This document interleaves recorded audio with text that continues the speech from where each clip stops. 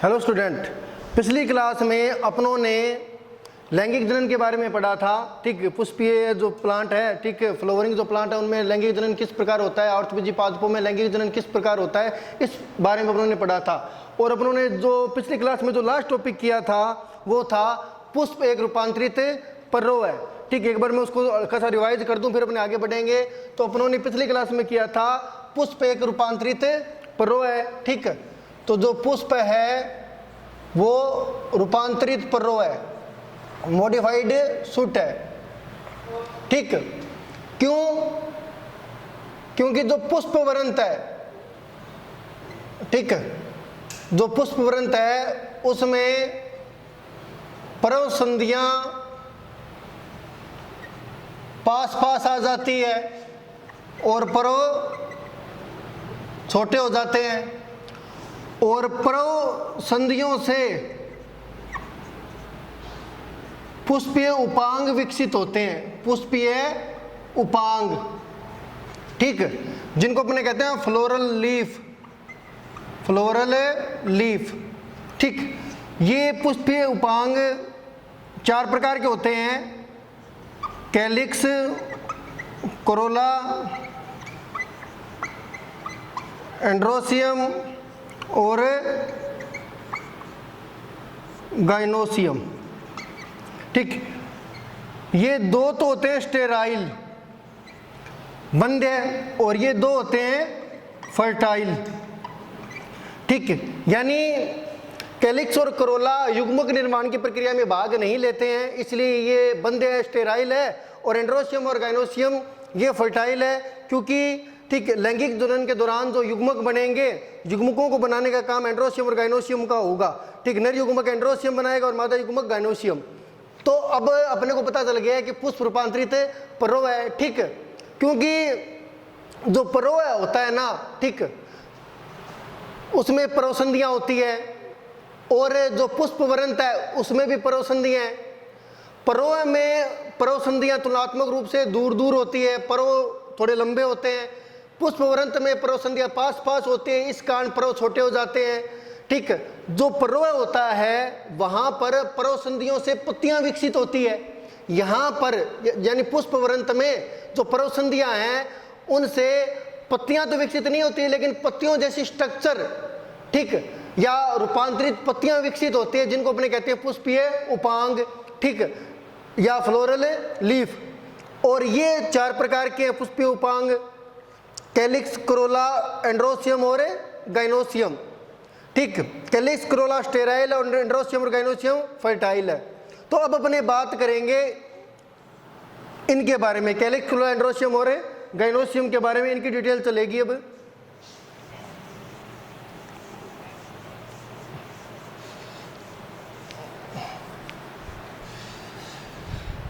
देखिए,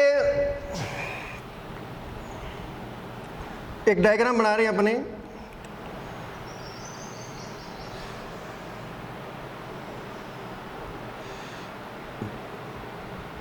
फ्लावर का ये डायग्राम है।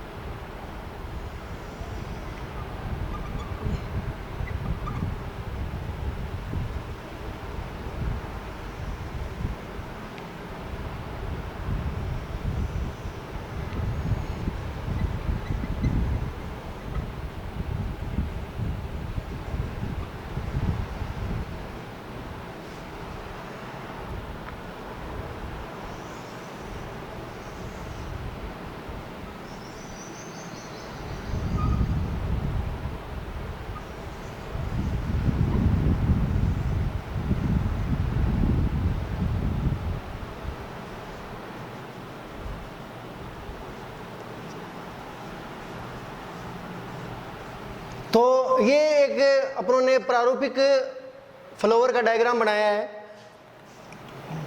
ये हो गया पुष्प वृंत। ये जो सबसे बाहरी चक्कर है, जो सबसे बाहरी उपांग है, ठीक है, इसको अपने कहते हैं कैलिक्स यानी बाह्य दल पुंज। और फिर कैलिक्स के अंदर जो है वो है कोरोला यानी दलपुंज, ये बाह्य दलपुंज, और कोरोला यानी दलपुंज। और फिर कोरोला के जो अंदर है वो है पुमंग, ठीक। और सबसे अंदर की ओर जो उपांग है, ठीक, या जो सबसे अंदर का जो चक्र है वो हो जाएगा जायांग। पुमंग यानी एंड्रोसियम और जायांग यानी गाइनोसियम। तो इस प्रकार एक टिपिकल फ्लावर के 4 भाग है, ठीक। कैलिक्स, कोरोला, बाह्य दलपुंज, दलपुंज, पुमंग यानी एंड्रोसियम, जायांग यानी गाइनोसियम, ठीक। तो सबसे पहले अपने बात करते हैं कैलिक्स की। देखिए कैलिक्स को हिंदी में क्या कहेंगे? बाह्य दलपुंज, और इसकी इकाई को कहेंगे बाह्य दल, बाह्य दल, ठीक है। इंग्लिश में कहते हैं बाह्य दल को सेपल।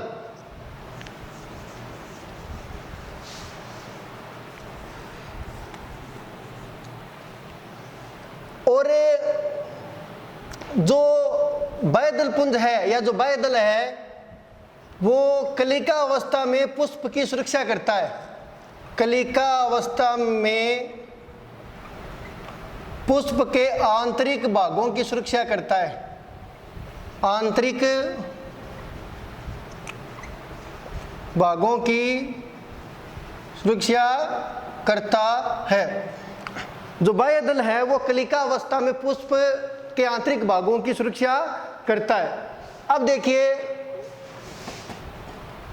जो बाह्य दलपुंज है नॉर्मली ये ग्रीन रंग का होता है, हरे रंग का होता है, ठीक। जो दूसरा पार्ट था वो था अपना कोरोला यानी दलपुंज।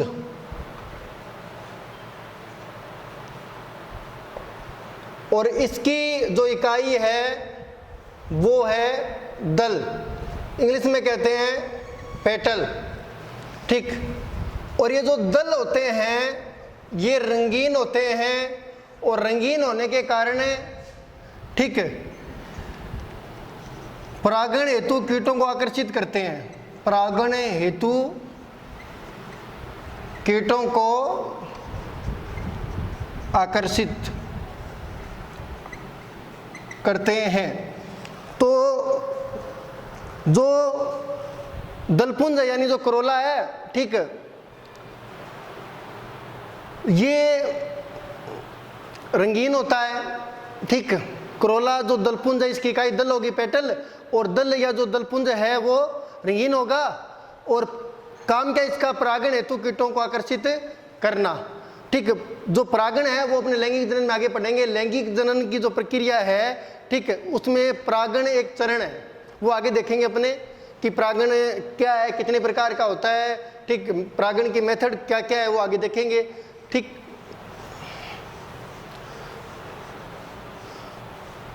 अब जो अपना मुख्य टॉपिक आएगा जिसकी डिटेल अपने अच्छे से करेंगे वो है पुमंग यानी तीसरा उपांग एंड्रोसियम।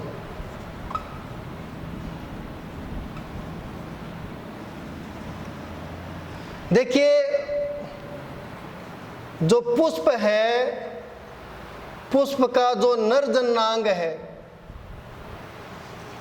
पुष्प का नर जननांग क्या कहलाता है? अभी पुमंग, ठीक। और पुमंग जो है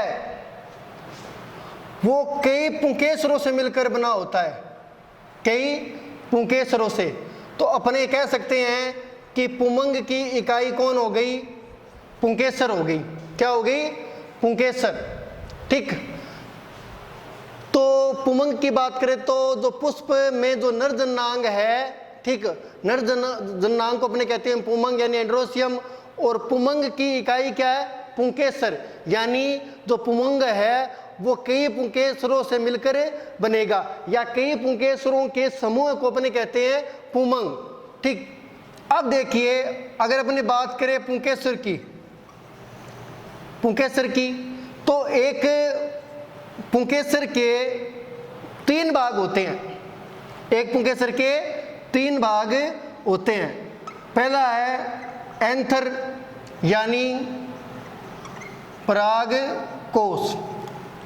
ठीक, पुंकेसर के 3 भाग है। ठीक, पहला है एंथर यानी पराग कोश, दूसरा है फिलामेंट यानी पुतंतु, और तीसरा है कनेक्टिव यानी योजी। तो पुमंग की बात करें, ठीक, तो पुमंग को इंग्लिश में कहेंगे एंड्रोसियम, और जो फ्लोवर में जो नर जननांग है उसी को अपने कहते हैं पुमंग, और पुमंग की जो इकाई है वो पुंकेसर है। ठीक, और जो एक पुंकेसर है उसके 3 भाग है, परागकोश, पुतंतु और योजी, एंथर, फिलामेंट और कनेक्टिव। अब आगे देखिए, अब अपने एक डायग्राम बनाते हैं सिंपल सा।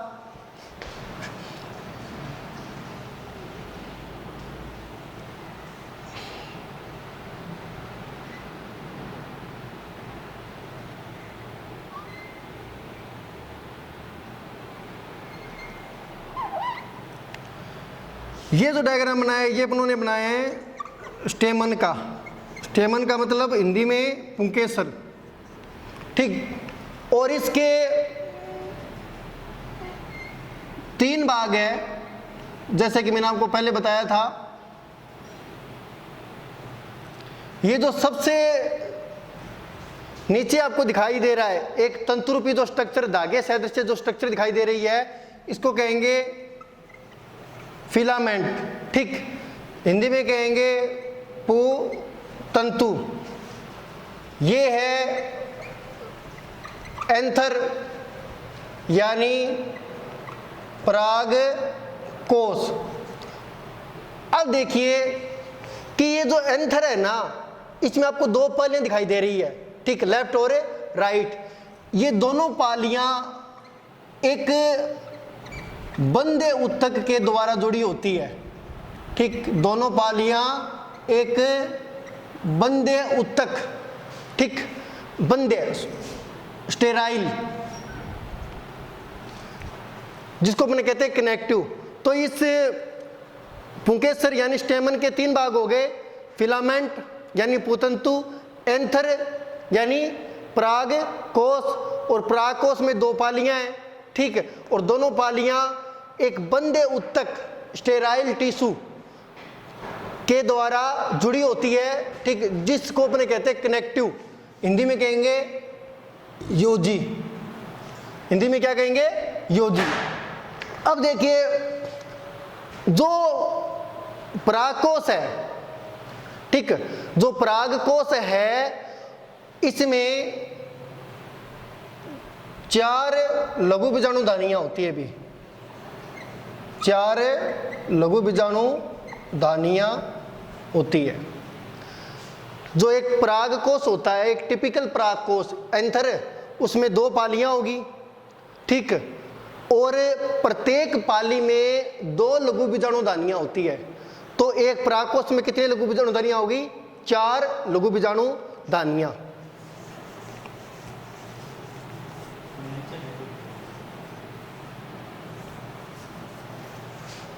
अब देखिए कि अपने बात करेंगे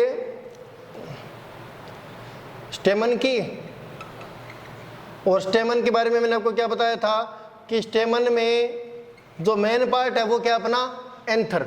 ठीक, अब जो एंथर है, जो परागकोश है, ये कितनी पालियों का बना होता है? 2 पालियों का बना होता है। ठीक, और प्रत्येक पाली में 2 लघु बीजाणु धानियां होती है। 2 लघु बीजाणु धानियां होगी, प्रत्येक पाली में 2 लघु बीजाणु धानियां होगी। तो इस प्रकार एक एंथर में कितनी लघु बीजाणु धानियां होगी? 4। ठीक, अब ये जो कंडीशन है ना, इसको अपने कहते हैं डाइथीकस। डाइथीकस, द्विकोष्ठी।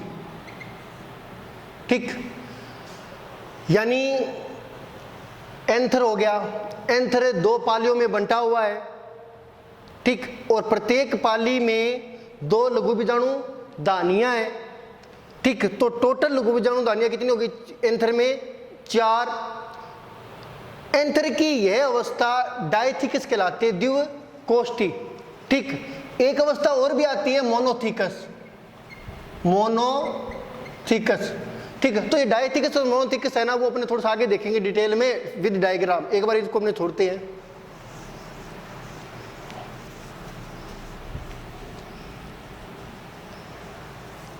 देखिए अगला जो टॉपिक है अपना वो है परागकोश का परिवर्धन। परागकोश का परिवर्धन,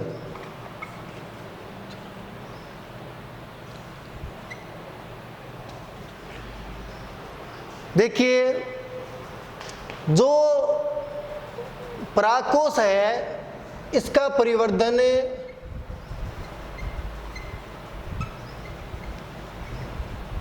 यूस्पोरेंजिएट प्रकार का होता है।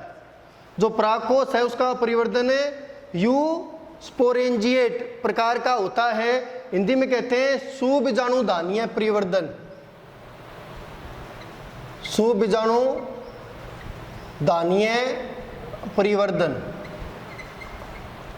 तो अपना जो अगला टॉपिक है वो है परागकोश का परिवर्धन, और परागकोश का परिवर्धन सुबीजाणुधानीय प्रकार का होता है, यानी यूस्पोरेंजिएट डेवलपमेंट होता है। इसका मतलब क्या है वो अपने इस चित्र की सहायता से देखेंगे। देखिए सबसे पहले ये डायग्राम आपको दिखाई दे रहा होगा, ठीक। ये है अर्ली एंथर, ठीक, यानी ये जो एंथर है ये परिपक्व नहीं हुआ है, ठीक। ये एंथर विकास की शुरुआती प्रावस्था में है, तो इसको कहेंगे अपने अर्ली एंथर, ठीक।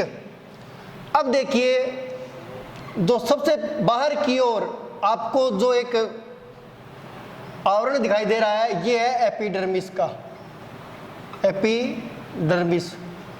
और ये जो है ना अंदर, ये जो आपको कोशिकाएं दिखाई दे रही है, ठीक, ये जो जितनी भी ये कोशिकाएं हैं, ये कोशिकाएं, ये मतलब जितनी भी कोशिकाएं हैं ये एक समान है, सभी दिखने में एक जैसी सी है लगभग, ठीक है।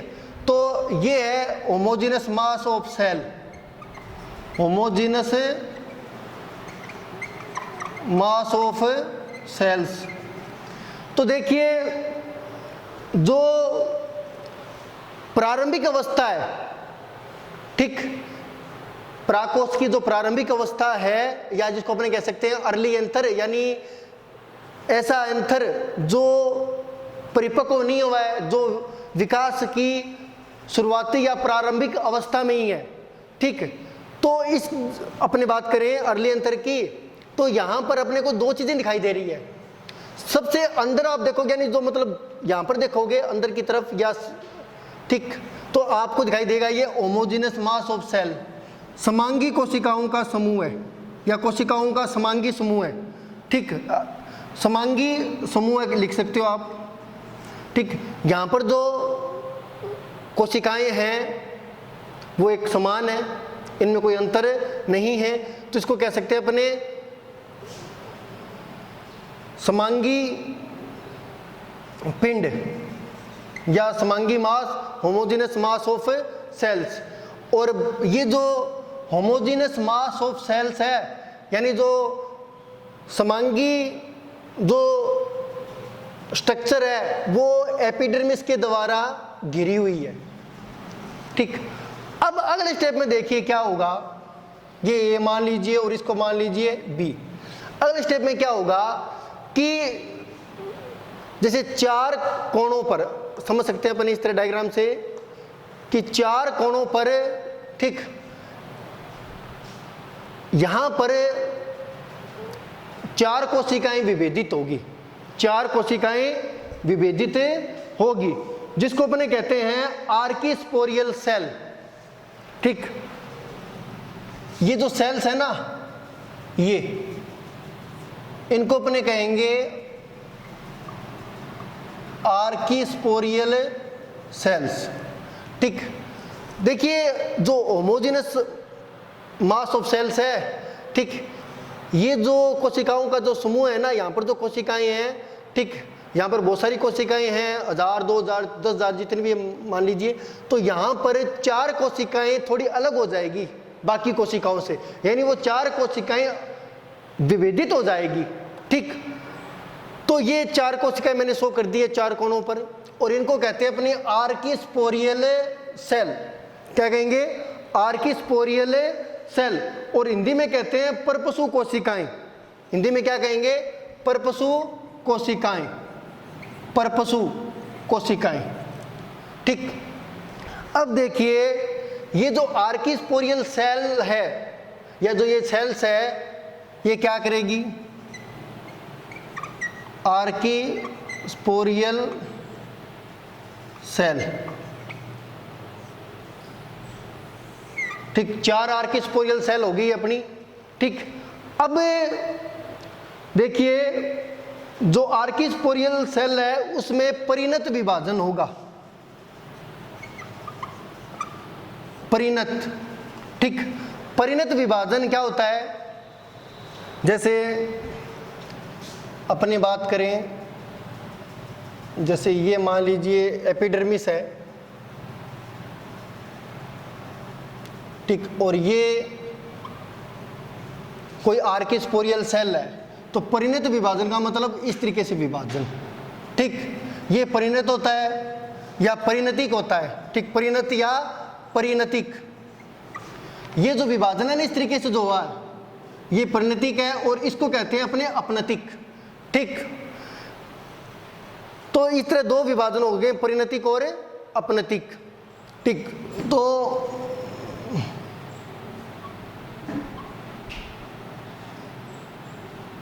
ये जो विभाजन है ये परिणतिक प्रकार का है, ठीक। अब देखिए कि जो आर्किस्पोरियल सेल है उसमें परिणतिक विभाजन होगा, और परिणतिक विभाजन से 2 प्रकार की कोशिकाएं निर्मित होगी, ठीक। पहले को कहेंगे प्राइमरी पैरेटल सेल, परिणतिक विभाजन, ठीक। और यहां पर 2 प्रकार की कोशिकाएं विकसित होगी, ठीक। पहली है प्राइमरी पैरेटल सेल, और दूसरी है प्राइमरी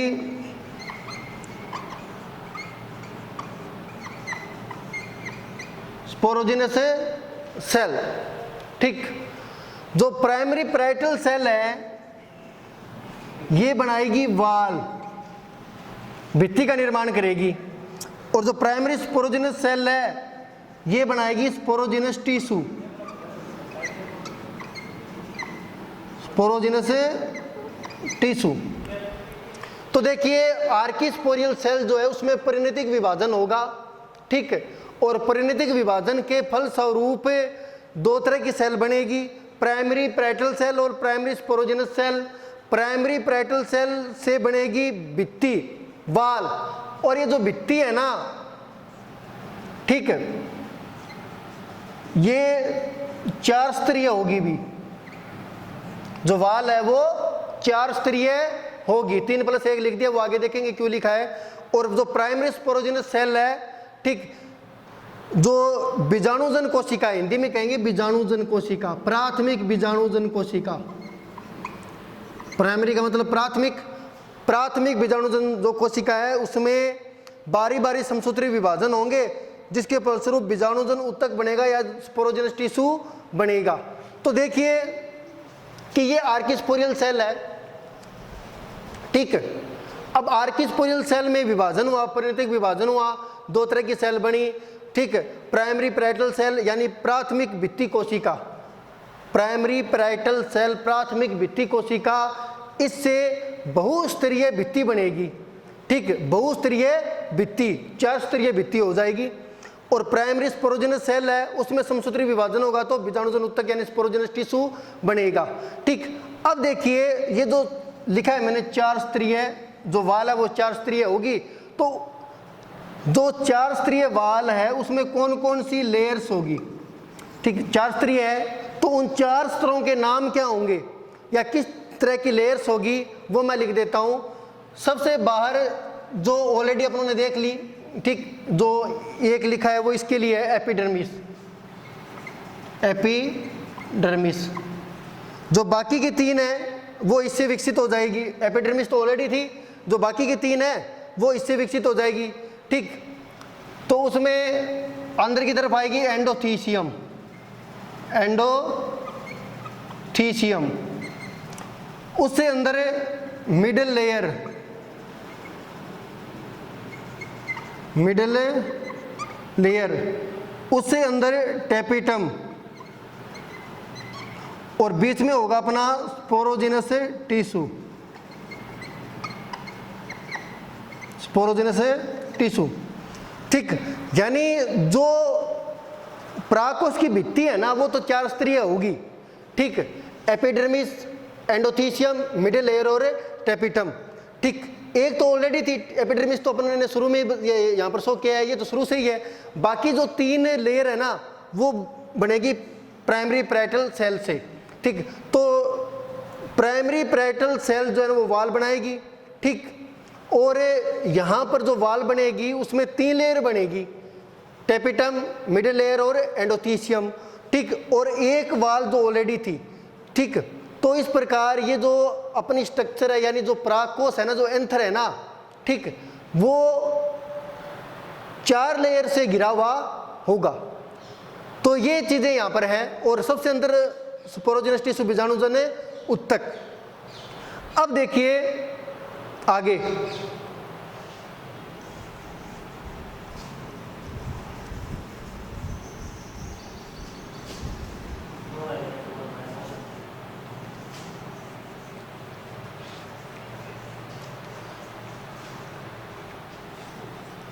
मैंने एक लाइन लिखी थी शुरू में, एक वर्ड लिखा था, सॉरी, परागकोश का परिवर्धन, की परागकोश का परिवर्धन यूस्पोरेंजिएट प्रकार का होता है। इसका मतलब है कि ये जो परागकोश है ना, ये 4 आर्किस्पोरियल सेल से बन रहा है।